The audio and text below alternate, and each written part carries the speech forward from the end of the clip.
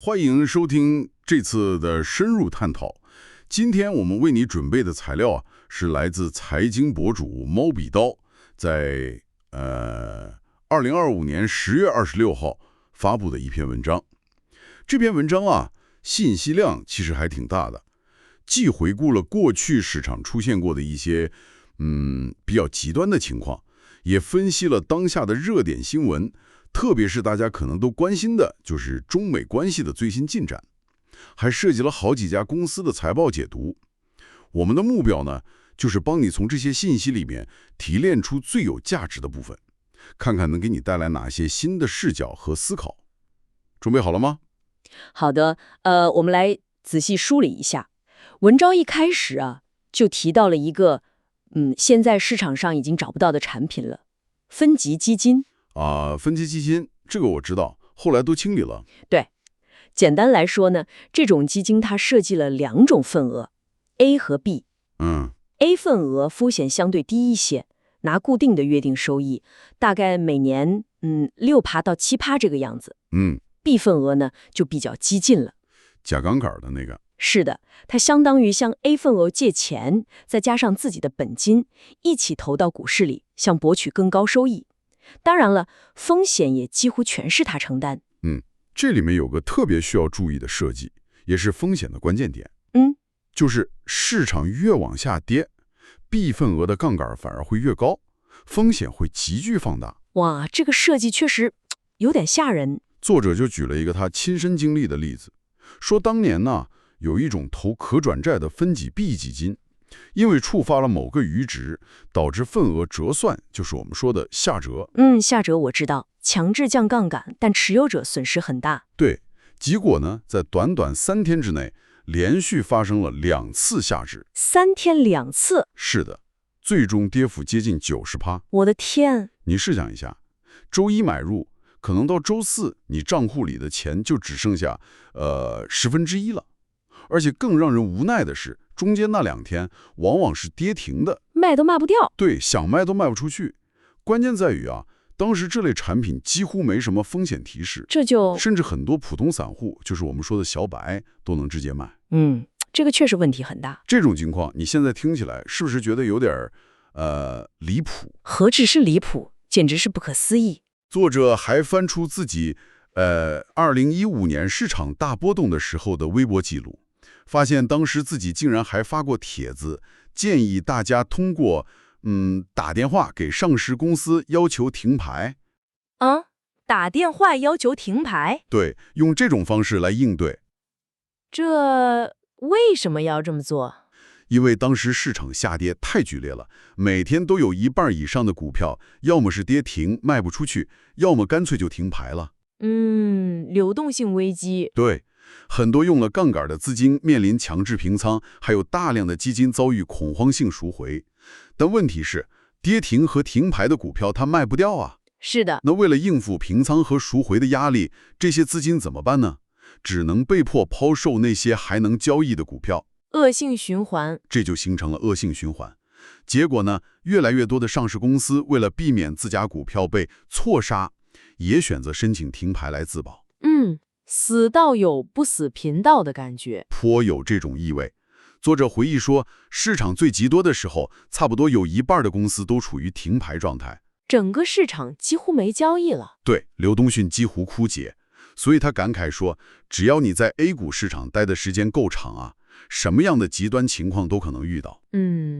这里的关键在于这段历史回顾不仅仅是个惊险的故事，它深刻地揭示了几个问题。首先就是特定金融产品，比如这个分级基金，它的设计缺陷，那个杠杆机制在市场下行的时候会怎么放大风险，形成所谓的顺周期效应。对，越跌风险越大。其次呢，这也暴露了在那个阶段，对于这类复杂产品，这个投资者适当性管理和风险揭示是明显不够的。所以后来才要清理。对，这就是为什么后来监管部门要坚决清理这类产品。另外那个打电话要求停牌的现象，虽然听起来不可思议，是有点儿，但它真实地反映了在极端市场压力和流动性危机下，市场参与者会出现集体性的恐慌情绪，并且会采取一些非常规的手段来自救。如果我们从更宏观的角度来看，这实际上暴露了当时市场信心的极度脆弱，以及现有的市场机制和监管体系在应对这种系统性风险的时候所面临的挑战。是的，这儿也反过来提醒我们，一个成熟健康的资本市场，它的平稳运行是多么依赖于完善的交易规则、有效的风险管理，以及非常重要的一点就是稳定的市场信心。确实是段值得反思的历史。说完了这些过去的离谱瞬间，我们再来看看文章里提到的，就是刚刚过去的这个周末，也就是2025年10月25号到26号的一些重要新闻。其中最受关注的应该就是中美双方在马来西亚举行的这个经贸谈判了。对，这个周末大家都在关注这个。文章提到，在上周五，也就是谈判消息出来之前，A 股市场出现了一个比较明显的跳空上涨。这背后其实就是有部分资金嗅觉比较灵敏，提前压住这次谈判会取得比较积极的成果。有道理，市场总有聪明的钱。从最新的官方消息来看呢，中方表示双方就一些具体问题形成了初步共识。不过呢，这些共识还需要各自履行内部的报批程序。措辞还是很谨慎的，初步共识。对，美方那边透露的讯息似乎更具体一些。是的，他们通过媒体放风了。说中国同意恢复大规模采购美国大豆。对，双方还同意继续延长，就是原定11月初到期的那个部分商品关税豁免期。此外，对于之前大家很关注的那个稀土出口管制问题，美方说中方可能同意暂缓实施，这个也挺关键的。同时呢，双方还在比如说出口管制协调、合作打击芬太尼，还有传播关税这些议题上达成了框架性协议。当然了，我们需要意识到，这目前是美方单方面对媒体展示的谈判成果。对，他们自己说了什么还不清楚。是的，他们自己做出了哪些让步或者承诺，还需要等最终协议文本公布了才能确认。美方的谈判代表贝森奇也用了非常有建设性 （very constructive） 来形容这次会谈。川普随后也公开表示 ，We're going to have a deal， 我们将与中国达成协议。听起来确实比较积极。这些表态都指向了一个比较积极的方向。你看，作为市场反应的一个风向标，那个美国的 CBOT 大豆期货价格在消息出来后已经应声上涨了3%，市场已经给出反馈了。对，基于这些信息呢，作者预测在周一，也就是今天10月27号，资本市场很可能会对此做出正面的解读和反应。可能你会好奇啊，这次谈判为什么会选在马来西亚呢？对，这个地点确实有点意思。文章也给出了背景信息。原来啊，特朗普当时正好在对马来西亚进行访问，并且签署了一系列双边协议，内容涉及到马来西亚向美国保障稀土供应、采购美国飞机和天然气等等。马来西亚也产稀土。没错，马来西亚也是一个重要的稀土生产国。同时呢，美国也希望马来西亚能更多的购买美国的农产品，比如大豆。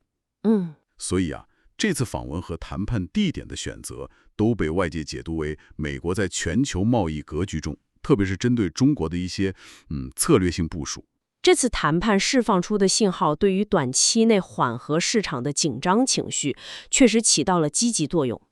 算是个好消息。特别是在一些具体而且敏感的问题上，比如大豆采购啊、关税延期啊，能够达成初步共识，这有助于降低贸易摩擦在短期内再次升级的风险。对。不过呢，我们也要保持清醒，目前这还只是初步共识和框架协议。是黄甲。如果我们从更宏观的角度来看，中美之间长期存在的那些结构性的矛盾和竞争关系依然是复杂的。是的，没那么容易解决。这就意味着后续协议能不能顺利转化成具体行动，以及在执行过程中会不会出现新的变数，都还是未知数。谈判地点的选择也确实凸显了地缘政治因素以及全球供应链，比如你刚才提到的稀土，在当前大国博弈中的重要性。对，这就引出了一个重要的问题：这些初步的积极信号，究竟能在多大程度上转化成长期稳定的关系改善？这个需要我们持续观察。得边走边看。因此呢，在解读这类信息的时候，保持一种审慎乐观的态度，密切关注后续的具体条款内容和双方的实际行动，可能是比较理性的做法。说得很有道理，不能只看表面的积极信号。好，接下来的内容就更有意思了。文章还快速梳理了其他一些值得关注的市场信息和几家公司的动态，我们来快速过一下。好的。首先是东方财富，这家互联网券商龙头，前3个季度的业绩相当亮眼，营收同比增长了58%，净利润增长了50.57%，尤其是第3季度单季，利润同比增幅高达77%。业绩确实不错。但出人意料的是，它今年的股价表现却非常平淡，几乎是原地踏步，年初至今涨幅只有0.54%。这就有点奇怪了，业绩这么好，股价不涨。对，文章分析了可能的原因。一方面，公司老板近期进行了2次大规模减持，累计套现金额高达1000亿元。哇，1000亿，这个对市场信心打击不小。是的。另一方面呢，东方财富去年的业绩其实只能算一般，营收增4%，利润增17%，但股价却在去年大涨了84%。去年涨太多了，可能提前透支了预期。对，可能已经提前透支了未来的增长预期。这或许也是创始人选择在相对高位减持套现的原因之一吧。这就是一个很好的例子，说明了影响股价的因素是多元的。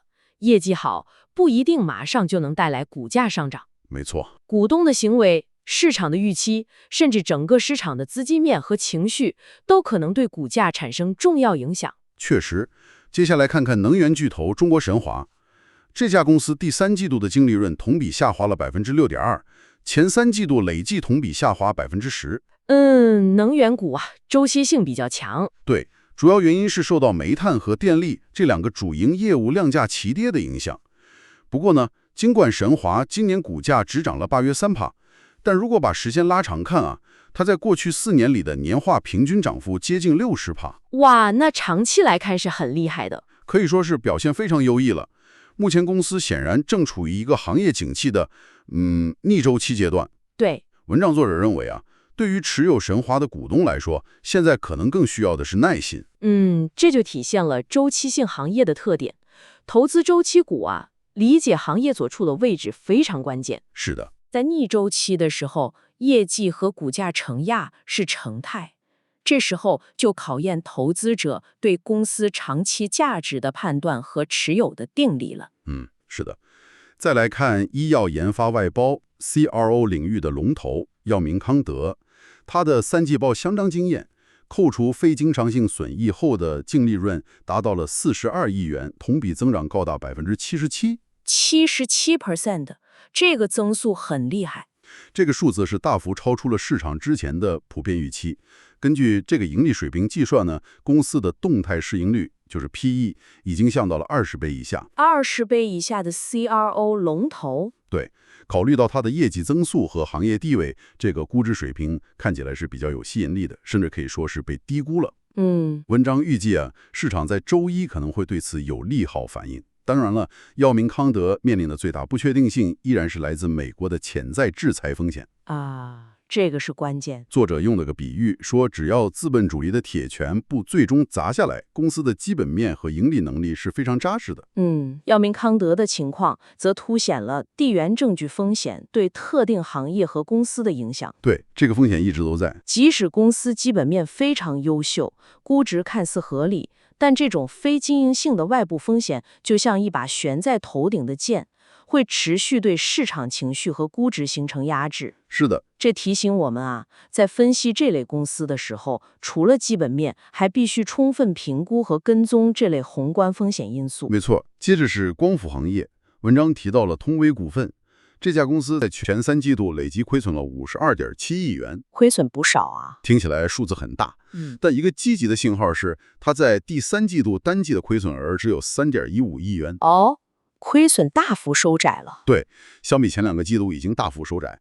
这主要是因为近期光伏产业从硅料到组件的各个环节，价格都出现了一定程度的回暖。行业似乎在好转。这似乎印证了光伏行业去库存和产能出清正在取得进展，行业周期可能真的在逐步好转。作者观察到啊，其他光伏大厂3季度的亏损也都在快速减少，因此他相对乐观，认为如果这个趋势能够延续，通威股份甚至有可能在第4季度实现扭亏为盈。秋4扭亏，那是个重要的信号。他还对持有光伏股票的投资者说了一句：“不要倒在黎明前。”光伏行业的这个案例呢，则展示了困境反转的可能性。是的，一个行业在经历了残酷的价格战和普遍亏损之后，如果供需关系能够逐步改善，领先企业就有可能率先走出低谷。当然了，这种判断需要基于对行业供需格局、技术进步和政策变化的持续跟踪。作者那个不要倒在黎明前的说法，也反映了在市场底部区域情绪往往是最悲观的，而这可能恰恰是机会所在，但也伴随着高度的不确定性。确实，底部往往是最难熬的。对，文章还提到了有色金属板块，说今年表现相当不错。有色，比如罗阳木业，第3季度净利润同比增长了96%。哇！还有赤峰黄金，第3季度利润更是同比大增了141%，增长很猛啊。作者指出，今年整个有色金属板块的整体涨幅，甚至超过了备受关注的科技股。这个倒是有点反直觉啊。是有的。国际方面的，俄罗斯央行最近将基准利率下调到了16.5%，向西了。主要原因是俄罗斯国内的通胀压力有所缓解。文章还结合之前有读者提问，分析了一下，就是用人民币换成卢布，然后存入俄罗斯银行吃高息进行套利这个操作的可行性。这个套利听起来好像有点意思。从理论上看，似乎有点道理，因为中俄贸易联系紧密嘛，卢布对人民币汇率相对还算稳定。但作者指出啊，实际操作起来困难重重。有哪些困难？首先，个人换汇有年度额度限制，并且需要申报具体用途，这个就比较麻烦。额度问题。其次呢，即使换到了卢布，想把钱转到俄罗斯银行也非常麻烦，因为俄罗斯目前受到国际金融制裁，跨境转账的渠道受限，费用高，流程复杂。对，制裁是个大问题。再次，还有税收的问题，俄罗斯对利息收入要征收13%的税，还要交税。同时，根据中国的税法，中国居民从境外取得的利息收入，还需要在国内补缴20%的个人所得税。哇，里外里扣不少啊。对，把这些因素都考虑进去，再加上汇率本身还是有波动风险的。作者认为这件事的直播率，也就是潜在收益和所承担风险付出成本的比率，其实并不高。听起来确实不划算。他甚至半开玩笑地说，如果连这种高难度的操作都敢去尝试，那还不如花点时间去研究一下怎么用稳定币参与 DeFi， 就是去中心化金融。哈哈，可能门槛更低，潜在收益更高，风险相对还更可控一些。总之，直播率可能更高。这个关于卢布套利的分析很有意思。它提醒我们在评估一个投资机会的时候，不能只看表面的收益率。对，不能只看那个高息，一定要仔细考虑实际操作中的各种摩擦成本、线性条件以及潜在风险。很多看似诱人的机会，在扣除掉所有隐性成本和风险之后，可能并不划算。这个直播率的概念确实是一个很实用的评估工具。对，衡量一下值不值得，帮助我们判断一个机会是否真的值得去投入时间和精力。是的，不能只算理论涨。文章最后还提到了 QDII 基金的溢价问题，有读者问怎么查询和判断。QDII 溢价也是个常见问题。作者推荐了一个叫红色火箭的小程序，可以用来查询。他举例说，比如大家关注的纳斯达克100指数 ETF， 代码513100，当时查询到的溢价率是6.91%，将近7%的溢价确实有点高了。作者认为这个溢价水平算是偏高的，因为之前市场平稳的时候，这个溢价率通常在2%左右。他还补充了一个最新的消息，说美国的谈判代表贝森特在采访中透露，中国方面正在考虑将原计划实施的稀土出口管制措施延迟1年。哦，这个也是个缓和信号。对，好的，这一系列信息点梳理下来，确实为我们描绘了一幅当前市场复杂而又动态变化的图境。对，信息很多元。我们可以看到不同行业周期位置的差异，光伏似乎在触底反弹，煤炭处于相对低谷，有色金属则表现强劲。同时呢，个股的表现也受到业绩、股东行为、宏观风险、国际关系等多种因素的交织影响。非常复杂。对你来说啊，理解这些分散信息的价值在于，它清晰地展示了投资决策需要在一个多维度的框架下进行。你需要同时关注宏观经济的走向，比如中美关系、全球利率环境、行业的景气周期、公司自身的经营状况和基本面，还要把那些潜在的非市场的风险因素，比如政策风险、地缘政治风险纳入考量。是的，得综合看。东方财富和药明康德的例子尤其说明，强劲的业绩本身并不足以保证股价表现，必须结合其他因素进行综合判断。对，而那个卢布套利的分析，则是一个关于如何评估实际操作可行性和值博率的生动案例。好了，通过对毛笔刀这篇文章的深入解读，我们一起回顾了 A 股历史上一些颇为离谱却又真实发生过的片段，比如分级基金的高风险和市场极端情况下的应对。历史的教训。同时呢，我们也跟进了最新的中美谈判动态，并剖析了几家重点公司和行业的具体情况。那么这一切意味着什么呢？对你来说，这意味着要想更好地理解市场，不仅要关注眼前的价格波动和新闻头条，还需要去了解它的历史演变，识别潜在的风险点，并尝试去理解各种信息背后所蕴含的逻辑和驱动因素。确实如此。这次的探讨充分展现了信息来源的多样性以及市场本身的复杂性。我们从历史的教训谈到地缘政治的博弈，再深入到具体的行业周期轮动和公司经营细节。最后呢，也留给你一个可以继续思考的问题。文章中提到了市场的种种离谱之处和高度的不确定性，比如业绩优异但股价受压制的东方财富，基本面强劲但时刻面临外部风险的药明康德，以及在经历巨额亏损后似乎又迎来复苏曙光的光伏行业。